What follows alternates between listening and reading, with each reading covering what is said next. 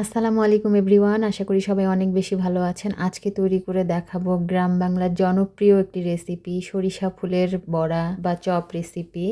এই যে দেখতে পাচ্ছেন আমি অনেকগুলো সরিষা ফুল তুলে নিয়েছি একটা লাউ পাতায় করে। আর সাথে নিয়েছি নিজের গাছের টাটকা টাটকা ঝাল ঝাল কাঁচামরিচ। তো দেখতেই পাচ্ছেন আমি সরিষা ফুলটা একদম কুচিয়ে কেটে নিয়েছি। সাথে লাউ পাতাটাও ফেলে দিব কেন, সেটাও একদম কুচিয়ে নিয়েছি।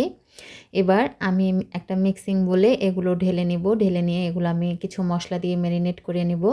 তো সমস্ত ফুল আর হচ্ছে লাউ পাতাটা আমি এই মিক্সিং বলে ঢেলে নিয়েছি। এবার এখানে একটা বড় পেঁয়াজ আমি কুচি করে কেটে দিয়েছি, 2টা কাঁচামরিচ কুচি করে দিয়েছি, হাফ চামচ লবণ দিয়েছি বা স্বাদ মতো আপনারা আপনাদের পছন্দ মতো লবণটা অ্যাডজাস্ট করে নেবেন। এরপর এখানে তো কোয়ার্টার চামচ হলুদের গুঁড়া, কোয়ার্টার চামচ মরিচের গুঁড়া, কোয়ার্টার চামচ ভাজা জিরার গুঁড়া দিয়েছি। এবার এই বড়ার বাইন্ডিংসের জন্য এখানে আমি 1/3 কাপ দিয়েছি চালের গুঁড়া আর 1/3 কাপ দিয়েছি বেসন।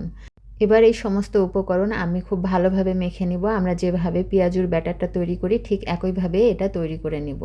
তো প্রথমে আমি এগুলো পানি না দিয়ে মেখে নিচ্ছি, তারপর প্রয়োজন হলে এখানে পানি মেশাবো। হ্যাঁ, এখানে দেখতেই পাচ্ছেন এগুলো শুকনো শুকনো হয়েছে। তো এখানে আমি 1 টেবিল চামচ পানি দিয়ে এবার এটা পেঁয়াজুর মতো করে ব্যাটারটা তৈরি করে নিব। আর এখানে কিন্তু আমার 1 টেবিল চামচ পানিই লেগেছে, বেশি পানি লাগেনি। 1 চামচ পানি দিয়ে আমি এরকম একটা পেঁয়াজুর মতো করে ব্যাটারটা তৈরি করে নিয়েছি। এবার এগুলো আমি সরাসরি ভাজতে চলে যাব। একটা প্যানে আমি তেল গরম উঠিয়ে দিয়েছি। আর আজকের এই সরিষা ফুলের বড়াটা আমি পেঁয়াজুর শেপে তৈরি করে নিচ্ছি। যে আপনারা চাইলে এটা লম্বা বা গোল করে তৈরি করতে পারেন, তবে আমি একটু এরকম চ্যাপ্টা করে নিয়ে গরম তেলে ভেজে নিচ্ছি।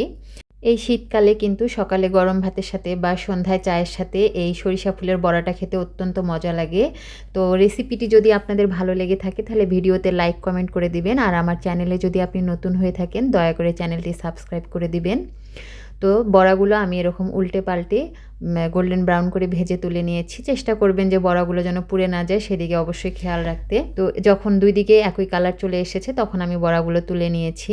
আর কার কার এলাকায় এই বড়াটা খেয়ে থাকে সেটা আমাকে জানাবেন। আর আপনারা কে কোথা থেকে আমার ভিডিওটি দেখছেন সেটাও জানাবেন। আর রেসিপিটি ভালো লাগলে সেটাও আমাকে জানিয়ে দিবেন। এই যে তৈরি হয়ে গেল আমাদের সরিষা ফুলের একদম মুচমুচে মজাদার বড়া রেসিপি। এটা আমি একটু আপনাদের ভেঙে দেখাচ্ছি। আর আপনারা আমার কাছ থেকে কীরকম রেসিপি দেখতে চান সেটাও আমাকে জানাবেন। তো আজকের ভিডিওটি এই পর্যন্তই। সবাই অনেক বেশি ভালো থাকবেন, সুস্থ থাকবেন। আল্লাহ হাফেজ।